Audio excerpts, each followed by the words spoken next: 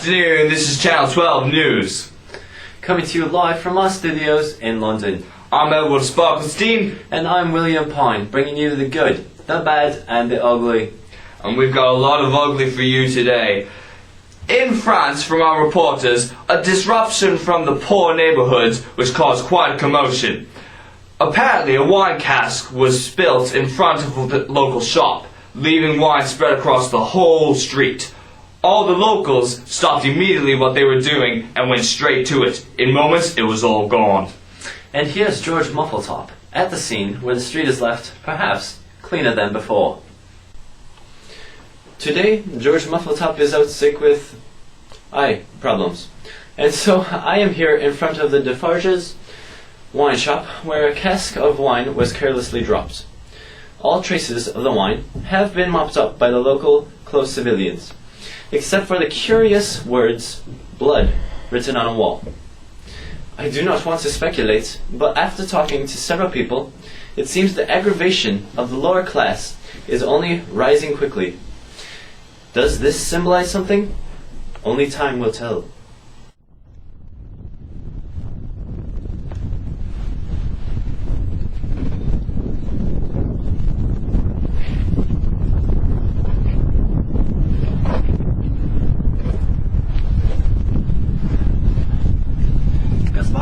What are you doing? Get out of here!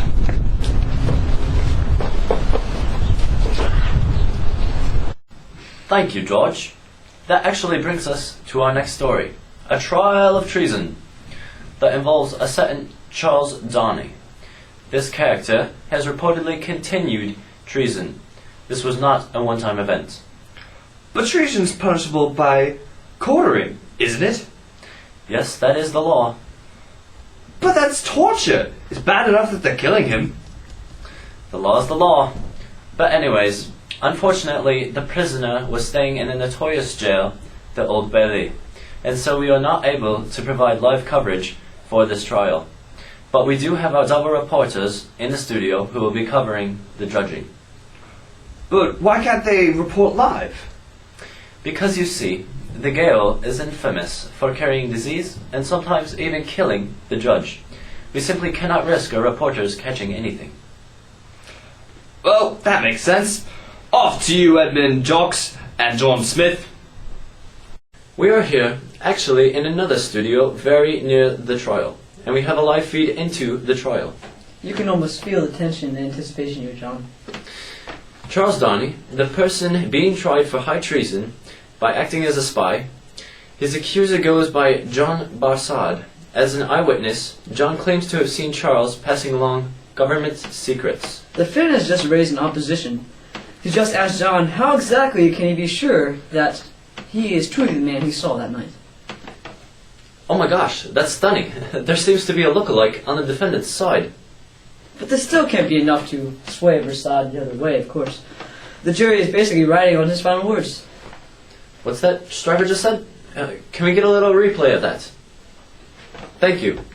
So Stryver just said that Barsad himself is a notorious spy. Whoa! Versad has just completely changed his demeanor and tactics during this trial, completely going the other way, 180. Darnay could walk. As the jury confers, we will go back to the studio, but it appears Darnay will go free. I call it the Eiffel Tower. It's magnifico. Cheers, mate. We're live.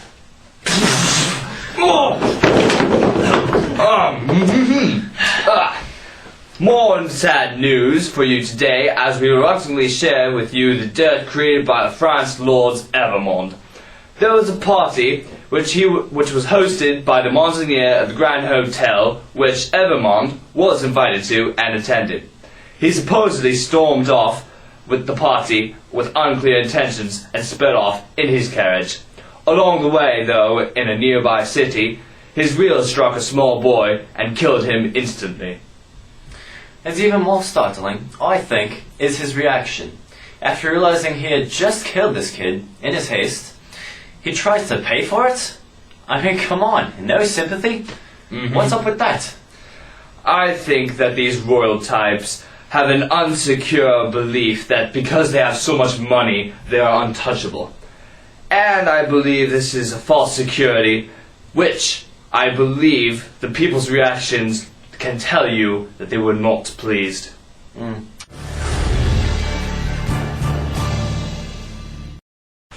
Furthermore, very soon after 9 o'clock this morning, the denizens of Main Street above 5th were startled by the report of a murder in the street. And, in few moments, like wildfire, ran the intelligence that the Marquise Evermond had just been stabbed through the heart.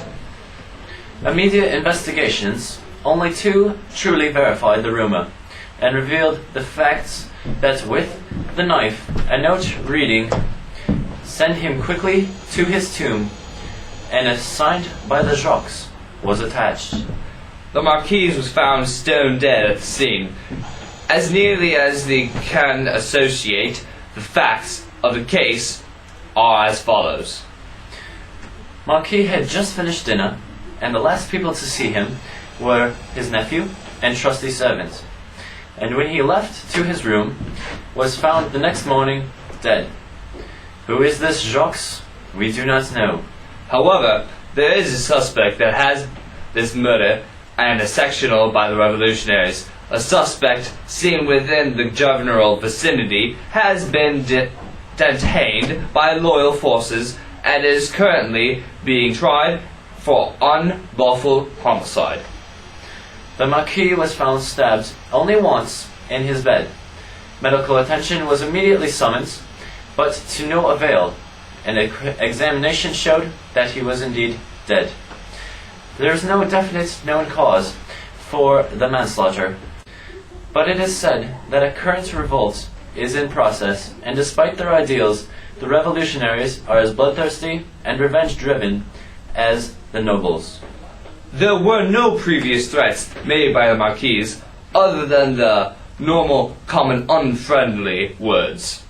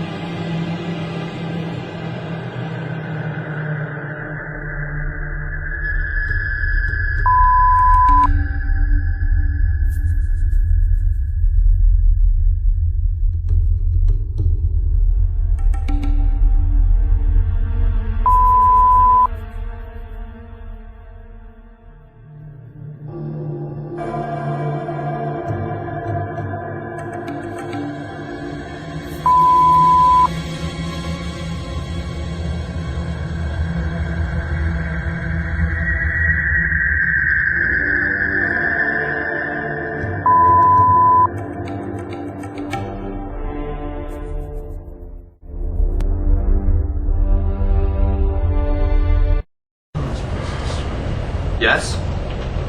What? Alright. Wow, attention! The Bastille has just been stormed. Crazy event. The Bastille in France? Yeah, the one and only. Apparently it's been stormed by the city folk and farmsmen. Let's go! Yeah! Guys! You're in England. Can't get there. It's already over. We have a camera crew arriving on site right now. This is George Molotov, England's American boy sweetheart. As you can see behind me, the Bastille has just been stormed, and aftermath left behind is almost unbearable.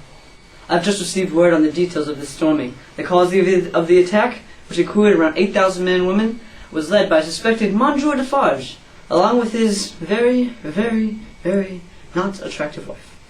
The plan was not to rescue the prisoners, but actually to steal the weapons and powder kept within. However, they did successfully rescue the 7 prisoners within the prison. This was actually an afterthought, though, as they only wanted the weapons.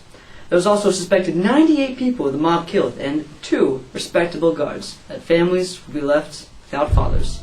The fortress was being guarded by an estimated 80 invalids and 30 grenadiers. Early this afternoon, they surrendered and were quickly dispatched. The head officer was killed quite violently, head taken off and all. Amazing. And there had been several reports of guards that had been hanged on their lampposts. The crowd was still parading elsewhere since their task had been accomplished. I am George Molotov, and this is Channel 12 News.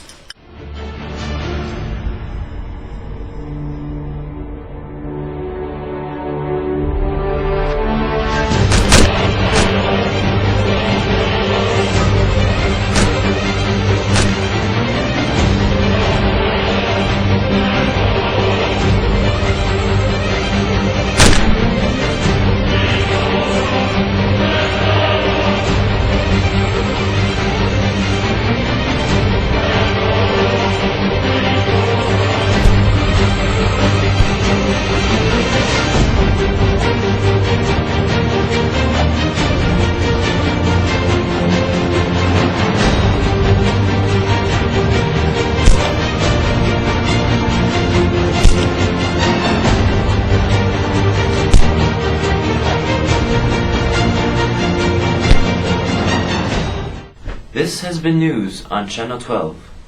Join us tomorrow at the same time for more exciting news. I'm William Point. Good night, and who's resté chez France.